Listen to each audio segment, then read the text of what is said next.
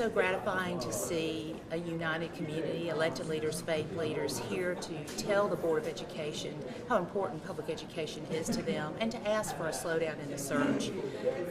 Also so gratifying to see 3 members of this board stand firm in wanting to hear that feedback, wanting to listen to the community and open the search back up to listen. But in the end, so deeply disappointed in a process that we spent hours tonight defending, and it resulted in a candidate from a failing school system that's retired. And so nothing personal about that candidate, don't know that candidate, and we will be back at the table trying to help the school system. But this is disappointing. Go ahead. Sorry, how open would you be? I know a lot of the board members were saying that, like, the call is to stand behind whoever they choose, and Right. they chose Dr. Byrd. How willing is the chamber willing to kind of stand behind him and work with him to try to, achieve the vision that Montgomery wants to see in their public schools? Obviously, the chamber hopes that our superintendent will be wildly successful. And we will try to do our best to be a good partner and move forward. There was a lot of talk tonight about unity and wanting to quit the rhetoric, be united. But united does not mean a 4-vote margin on a board that drives a decision that no one else wanted. And that is what we've been very clear all about, not trying to use hurtful words, as was mentioned here tonight, but trying to be very clear on behalf of what business needs in an excellent school system and the progress we've made, the money that we've raised by tax millage for our system, the commitment of this community to Montgomery Public Schools. And this feels like a setback tonight. I hope Dr. Byrd can be successful. I do not know him other than what I've seen as the community has in the public forum. So we will try to move forward. And again, there was mention tonight of a 100-day plan that will be expected or recommended that the superintendent deliver. And business people want to see outcomes. And so we will be looking for those outcomes and optimistic that they'll be good ones.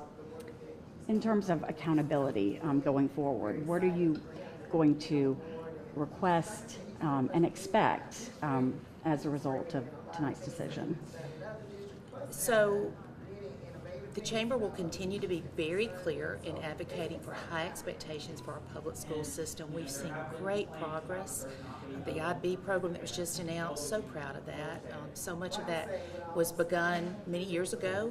Dr. Brown had a big role in that, and our interim superintendent, Jamie Wilson, has done an amazing job. So we're thankful for the good leadership we have, the staff and teachers, and the board members, again, who were clear tonight on wanting to listen to the community. So we will be clear moving forward about that our expectations won't change and our position hasn't changed. The chamber represents a partnership of business, industry, and elected and faith leaders that want the best for Montgomery. And we'll continue to expect it.